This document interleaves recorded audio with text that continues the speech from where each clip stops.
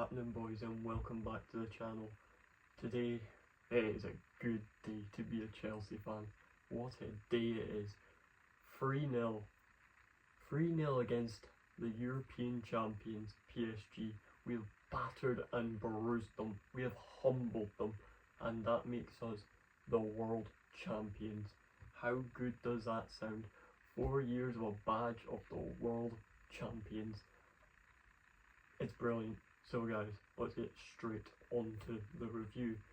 We're going to start with the lineup firstly, of who we put out, and that will be on screen now.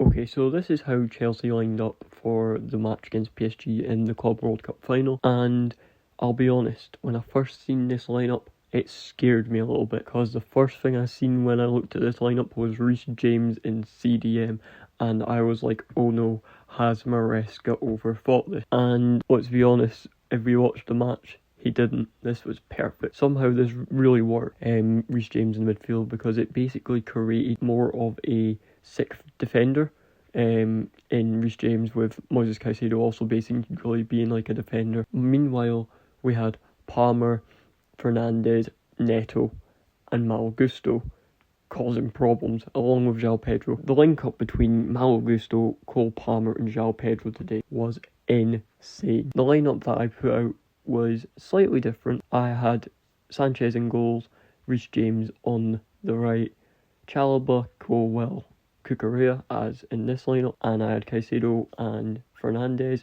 as our midfield, which was also right. I had Bino Gittins on the left, but I believe he still was out for illness, so obviously Neto just slipped straight back in that spot. I had Palmer in the middle. This is where Palmer went off to the right wing in the actual lineup, which was a little bit more of a surprise, but he works very well in that position, so it didn't surprise me. And it was Enzo through the middle with, as predicted, João Pedro up top.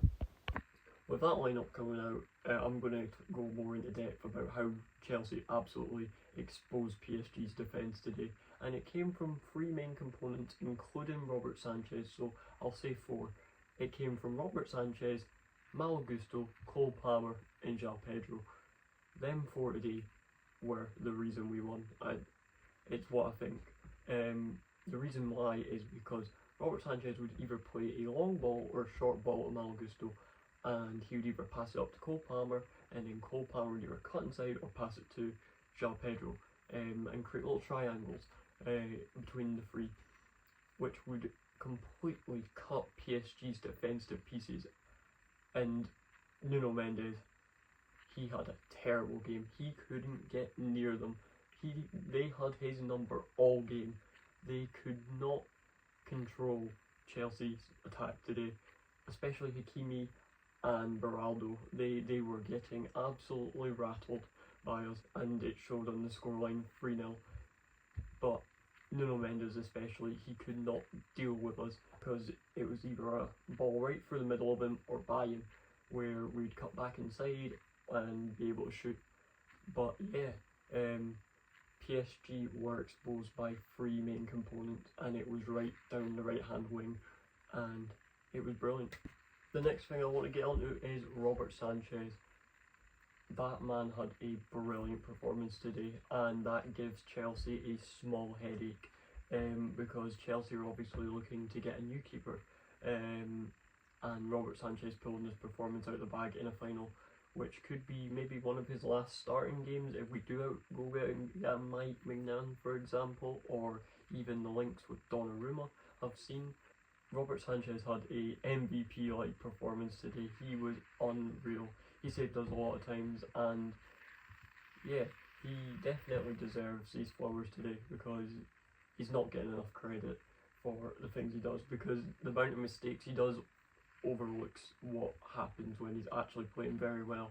As I've said, he's a very good shot stopper, but his mistakes they make him a liability, unfortunately. But yeah, today he was 10 out of 10. He was unbelievable. And my next point is, did PSG underestimate Chelsea coming into this? PSG obviously had a very tough run to the final, as we discussed in the preview. They had Bayern Munich and then Real Madrid, which they absolutely walked over. So did they underestimate Chelsea coming in this? Did they go Chelsea, they only won the Conference League, they won the Champions League 4 years ago. We're going to cakewalk this. It's going to be easy, but they got a harsh reality and a rude awakening from Chelsea today. But did they underestimate us is the point I want to make. I think they definitely did. Looked like when they came into this, they looked absolutely shell-shocked that Chelsea had so much passion and drive to get this win in this game. We came out the blocks swinging, and we didn't stop swinging until the 90th. We were solid, and PSG just couldn't do anything for the first half. They came a little bit more alive in the second half and the end of the first half, but they did absolutely nothing in terms of causing too much of a threat.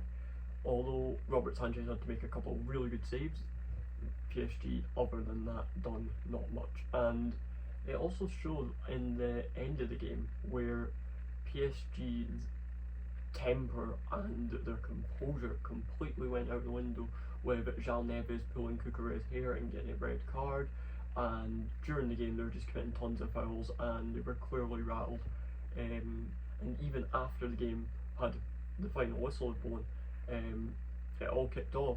We had Donnarumma and Luis Enrique pushing over João Pedro, and a big fight broke out, a lot of pushing and shoving, nothing crazy I don't think, but still they lost their heads and they were completely exposed and rattled. So did they underestimate Chelsea? I believe the answer is yes. Okay. And the next point I want to make is, where do Chelsea go from here? What is next for Chelsea after this Club World Cup victory and completing the trophy cabinet? What is next for us? Is it the Prem? Do we carry this on to next season and go for the Prem? Is it the Champions League? Realistically, if we just battered PSG, we could go and win the Champions League or even the Prem, or at least challenge for it. But this being a really young squad, Chelsea have years to develop it, especially players like Cole Palmer and Enzo Fernandez. Even younger, we've got Esteval Williams coming in and Kendry Paez. These are names that are pretty big. I haven't heard too much about Kendry Paez, but Esteval Williams, watching him in the Club World Cup was a nice treat, especially when he played against us and scored against us, which it shows a little bit of drive and passion from him that I like for him joining Chelsea. But yeah, where do Chelsea go from here?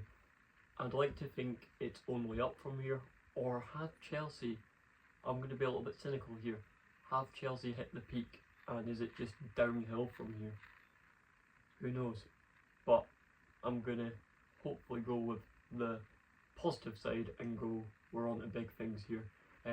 Challenging for the league or even the Champions League would be a very good next step for this young squad who have tons of time to develop and now have 100 million in the bank to go out and maybe get, for example, a Rodrigo from Real Madrid, which is a big rumour that is going around. But personally, I'm just going to put my own little opinion in here. I don't think we need Rodrigo. I just don't think we do. But yeah, I reckon that money will go into transfers, and like I said in the previous video of the preview, we do have an FFP rule breach, which was only like 20 to 30 million, which we will probably pay off very quickly, not even out of this prize money probably. And it would also pay off the transfers that we have brought in, such as Jamie Bynoe-Gittins, Liam Delap and João Pedro. I'm going to say a little thing about Liam Delap here. This is completely out of the context. I just don't think he should be a Chelsea player. I just, from what I've seen in the match, I don't think he has the bottle to be a Chelsea player. Like, he had a one-on-one against Donnarumma twice and he messed them both up. He's kind of like Jackson, which is unfair to Jackson because I do like Jackson. I just don't think he can finish. I think he's very good at holding up the ball, same as Liam Delap, but other than that, I just don't think Jackson and Liam Delap at this point are Chelsea level players. Okay, with that final point, this concludes today's video and this Chelsea versus PSG Club World Cup final review. But I'm just going to leave it off with, I am absolutely buzzing with this result. and becoming Club World Champions and completing the set. But yeah, hopefully you guys enjoyed this video, and stay tuned for the next one. Likes, subscribe, and yeah, I'll see you in the next one. I've been DJ D, and that is it. Root, toot, and I'm out.